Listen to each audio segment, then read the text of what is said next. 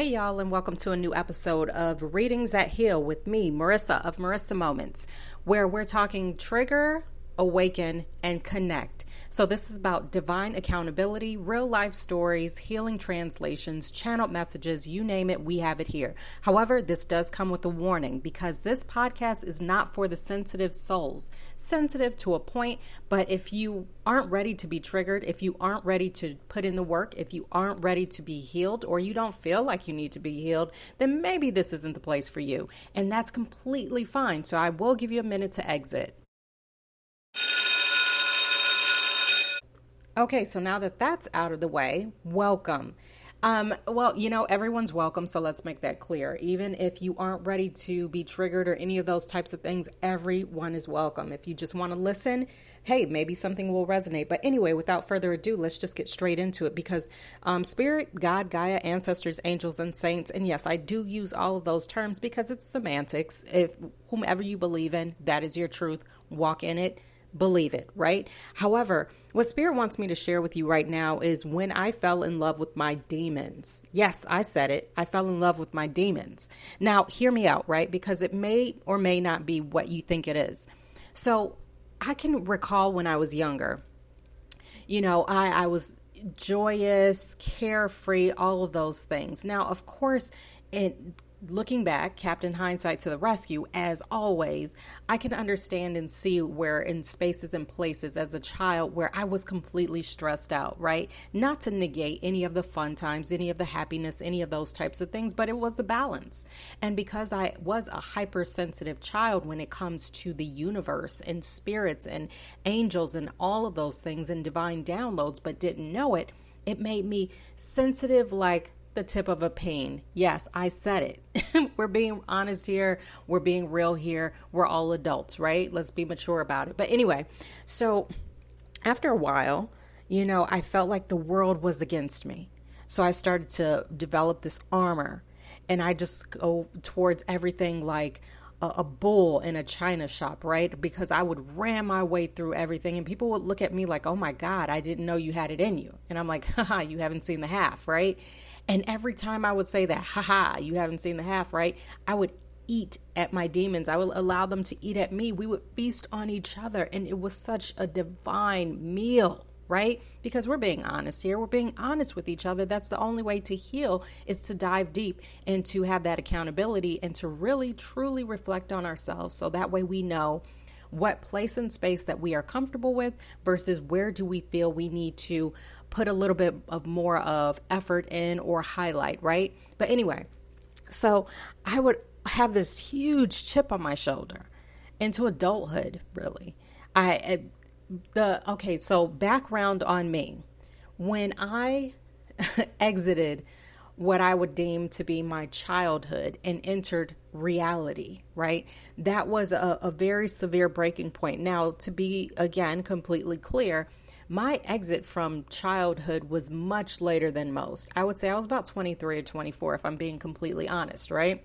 And that exit happened with a bang, right? I got into a literal physical altercation with my family members, and that was the way that I left my childhood home.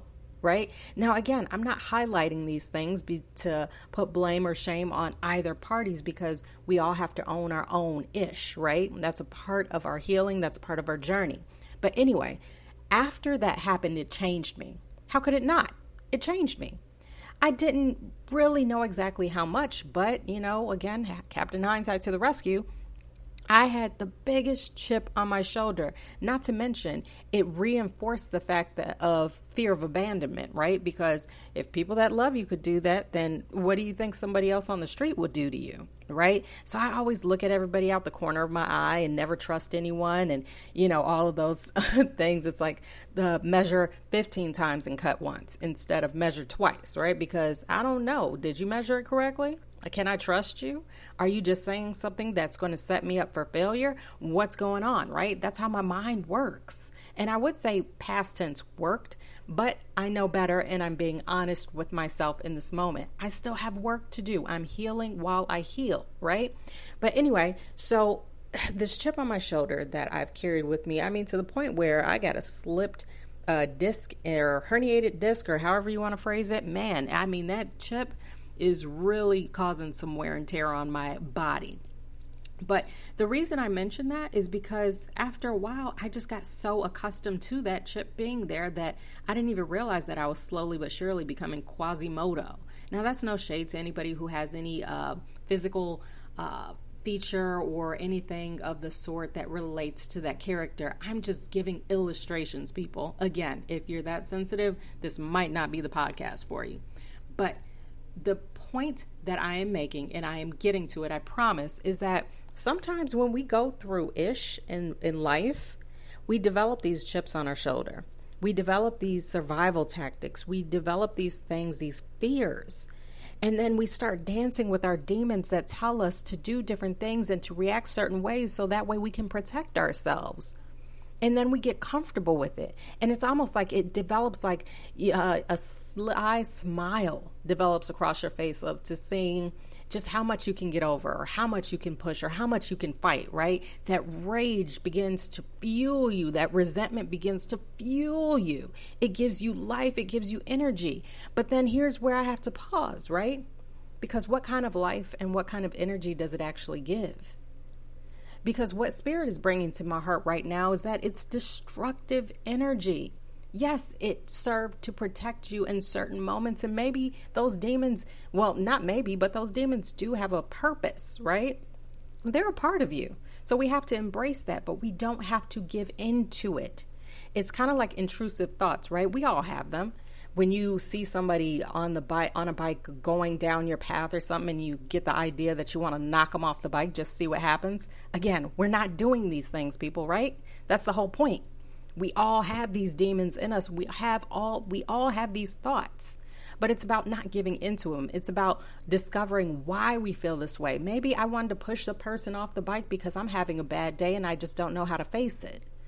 Maybe I want to yell at the person who is taking a long time to ring up people in line because I'm nervous about the location that I have to go to. But instead of facing that, I'm going to put the blame and project it onto that person. And I'm going to allow my demons to take over, right? Because it feels good. Instead of channeling that energy into something that could potentially be positive to elevate and ascend, right? Instead, we're going to do something to almost dig us in deeper because it feels good, right? Wrong. We cannot always give in to our demons because then we have to, at some point or another, we're going to have to stop and look around ourselves and say, where are these demons taking us? Where is this demon taking me? Is it taking me to places that I long to be? Is it taking me to places and spaces and surrounding me with people that make me happy, that bring out the best in me? Or is it just allowing all of that dark energy to fester into a storm, an internal brewing that makes me sick, brings disease, that makes me mistrust people who may have my best interest at heart? Who makes me push away my potential spouse because I can't trust them. You showed one red flag that my ex showed, and even though it was just eating a bag of chips a certain way, nah, I can't do it. And now look at you. You ain't got your husband. God didn't send him, but you sent him away because I can't deal with those lays, right? Listen, we're just going to get more real and real and real. You're going to notice the progression that I make because, again, I am healing while I heal. Nobody is at a state of perfection. Nobody is at a state where they don't need any work, right? We don't need to be mindful. As soon as we stop evolving is the day that our breath stops, that our heart stops beating. Are you picking up what I'm putting down? Because we need to constantly look at ourselves when we are on this journey. Now, this isn't for everyone. I'm not making this a blanket statement, but if you are here, if you are listening to me, if you are on that journey, if you are trying to turn things around, not only for yourself, but for generations to come, then yes, this message is for you. Because you do have to stop and look in the mirror and say, what demon am I dancing with and enjoying it? Be honest with yourself. You don't have to tell me. Don't worry. You don't have to tell me your secrets. It's fine. But you do have to face yourself because that demon that you are hanging on to, every place you go, is also turning into that baggage that keeps you from soaring to the places you want to be. And that's it. Okay, and as always, if this message resonates, then that means it is for you. And if not, that's cool too. Just keep it pushing. Either way, I thank you for listening and I wish you the best day ever. Until next time, you know the vibes. Peace and happy healing.